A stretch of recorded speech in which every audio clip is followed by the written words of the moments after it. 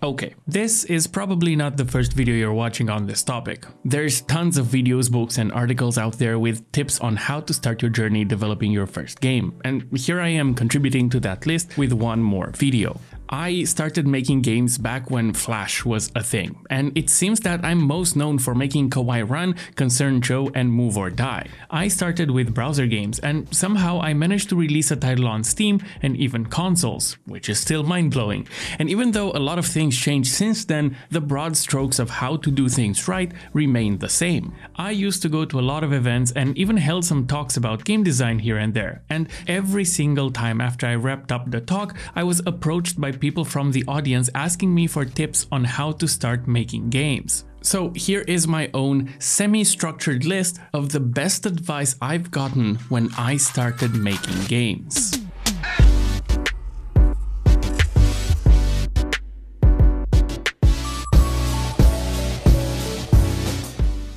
Now, I feel like it's important to point out that you should take everything I say with a grain of salt. Everyone's path through game development is different, and all of this is coming from someone who made a game that is considered successful. Everyone has a different story, and there are a million ways to get into this industry. I personally got lucky and started making indie Flash games full-time after high school without even starting college, so technically I'm not even a dropout. Now, that doesn't mean that you should try to mirror my path. Actually, I kind of advise you do the opposite. However, be wary of the survivorship bias, because there is a reason why you don't often hear about the stories with bad endings. Video Ball launched on 12 July 2016, and my life has been a garage sale ever since.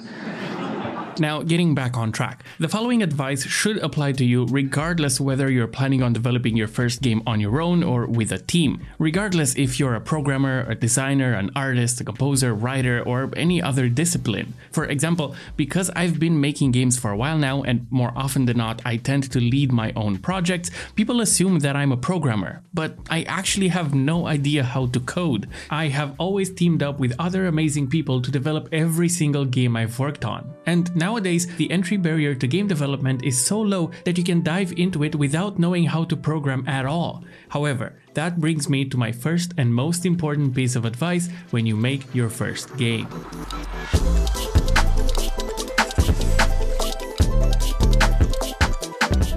Okay, try to visualize the concept of your game, how it plays, how it looks, and how it sounds. Now, scope that down to something simpler. Lower the number of weapons you are planning on implementing to half. Do the same for the number of levels and to any other elements that relate to the scope of your game. And after you do that, take that new simplified concept and scope it down even further. Your first project should take weeks at most, not months.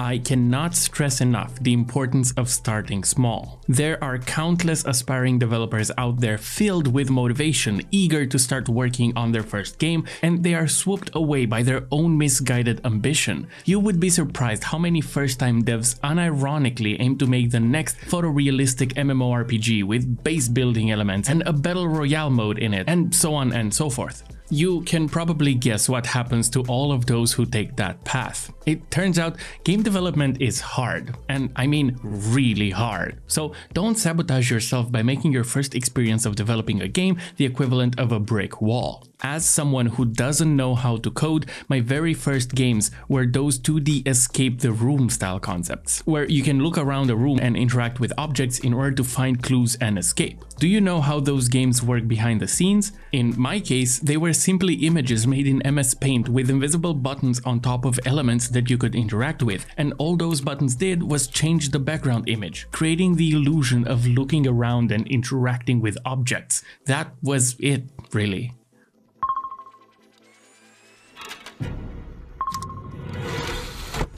There is another aspect to keep in mind when it comes to starting small. Your ability to imagine a cool game exceeds your ability to create that game from scratch. So if you attempt to develop your dream game on your first try, it's very likely that you'll destroy that vision in the process, as you're probably going to be unhappy with the outcome since it won't match what was in your brain initially. And this is not really helped by gaming journalism out there that romanticizes the idea of making a masterpiece on your first try. It turns out Eric Barone, also known as Concerned Ape, made several games before Stardew Valley became a hit. Same goes for RV Tekari and Baba Is You, Kangao with To the Moon, as well as many others, but people don't really tend to talk about those past games. And that probably forms a very toxic romanticized dream for many aspiring devs. So by keeping the scope of your first game small, you will do yourself a huge favor going into the next piece of advice.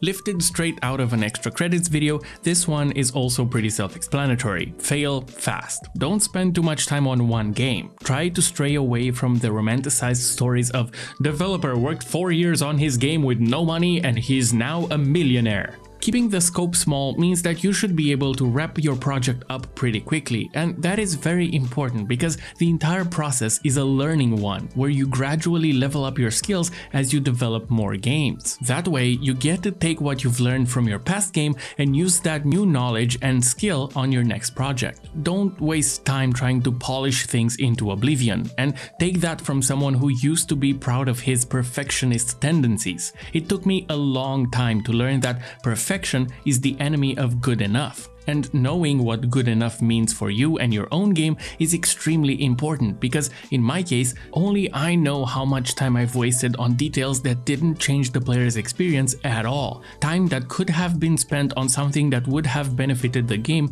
much more. Okay, I still kind of do this, but to a smaller degree. Like this shot from earlier in the video. In the initial draft, when the page turned, the inside of the page was a simple mirror image of the outside, which didn't feel right. So I went out and scanned the other side of the page, masked it, and added a bunch of effects to emphasize that it's not a mirror image anymore. I have also added this text here to reinforce the concept of what is shown on the screen, and would anyone notice if I didn't do all of these things? Probably not, but at least this won't keep me awake at night anymore now. So back to the video. Take it from this sign in Antechamber. Failing to succeed does not mean failing to progress. So with that in mind, aim to fail fast, which also means that you shouldn't get too attached to your own ideas.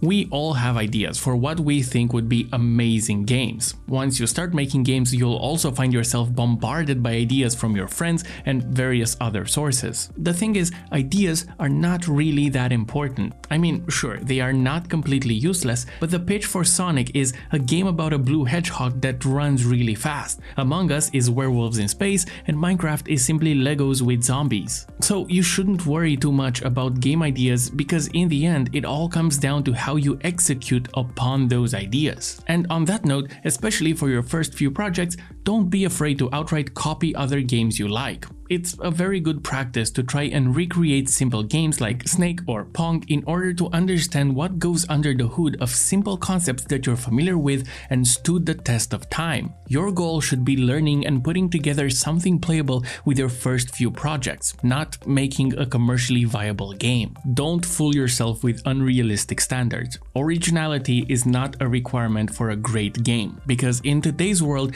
everything is a remix. Fortnite is Play-Doh PUBG, Angry Birds is a carbon copy of this old Flash game, Overwatch is a worst Team Fortress, and Genshin Impact is a completely original creation. When it comes to everything being a remix, it's interesting to try and figure out the inspiration source for each iteration. Here is a slightly weird example.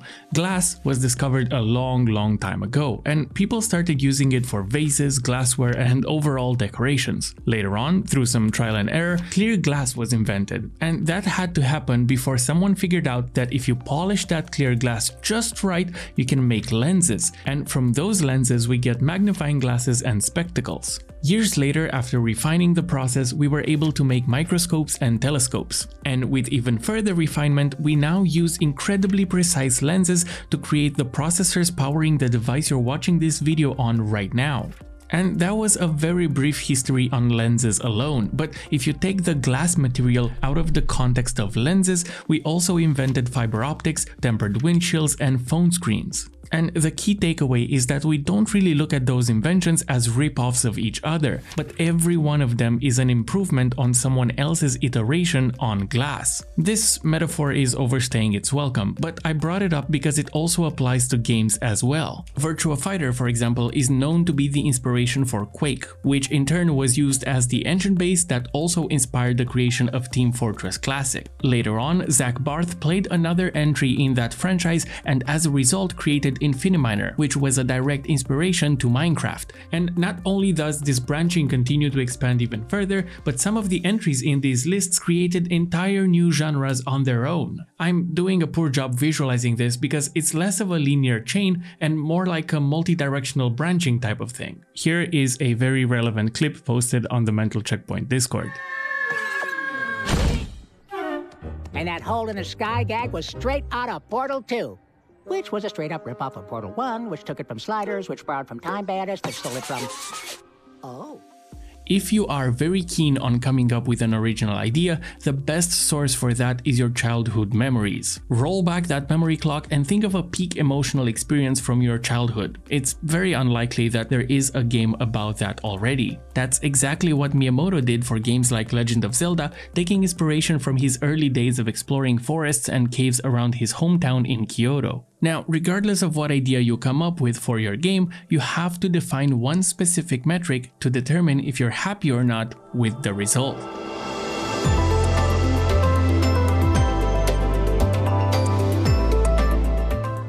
The entry barrier to developing games has lowered drastically in the past handful of years, which is great news for aspiring game devs. However, that also translates into a lot more games being released constantly. And that of course makes your game exponentially more difficult to stand out and get noticed. Therefore, it's very important to define why you want to make games to begin with and what do you consider a successful game. If the answer to that question is money, then you're definitely not on the right path. You'd probably be better off investing in NFT bullshit or I don't know. In my case, while I was working on Move or Die, my definition of success was to make people smile with it. And even before the game was released, showing it off at conventions reassured me that I was on the right path. Moments like these confirm that I've reached my goal with Move or Die whenever I find myself questioning the reason why I make games in the first place. My advice is that your definition of success should be creating something playable, even if it's a short 10 minutes long game that you can send over to friends and put on itch.io. And that's because wrapping up a project is difficult, and a very valuable lesson I've learned in my game dev journey